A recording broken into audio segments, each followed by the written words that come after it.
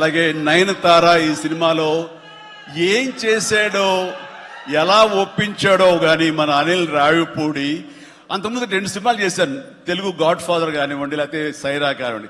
ఆ సినిమాలో తను చాలా గుమ్మరంగా ఉంటుంది, తన పని చేసుకుంటుంది, డిగ్నిఫైడ్గా ఉంటుంది, వెళుతుంది. కానీ మళ్ళీ అసలు ఈ సినిమాలో అయితే ఎంత సరదాగా కలిసిపోయిందో, ఓ ఫ్యామిలీ గర్ల్ లాగా మాతో కలిసిపోయి మా కుటుంబ సభ్యురాల్లాగా తను ఉండి ఎంత సరదాగా చేసిందో. నేను అన్నాను, ఏంటి అనిల్ ఏం చేసిందో, ఏం మాట్లాడావు, ఏం కన్విన్స్ చేసావు, తను ఎన్ని ఒప్పుకోవడం ఏంటి, ప్రమోస్కు రావడం ఏంటి, అడగగానే తను చాలా రెచ్చిపోయి అసలు నయనతార నుంచి కొత్త నయనతారలా కనబడి చేసావు, ఏం చేసావంటే అడగండి సార్ కొనుక్కొని అంతే.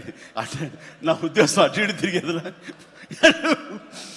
ఏం చేశాడో తెలియదు కానీ డెఫినెట్లీ ఆ అమ్మాయి అంత ఇష్టపడుతుంది. అండ్ నయనతారని అంత ఇదిగా గుడ్ హ్యూమర్లో పెడతాడు, సరదా కబుర్లు చెప్తాడు.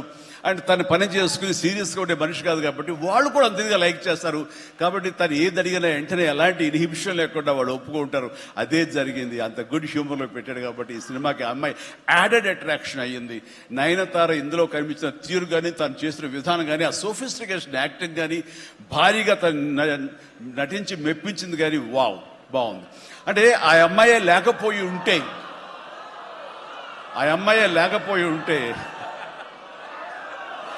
వావ్,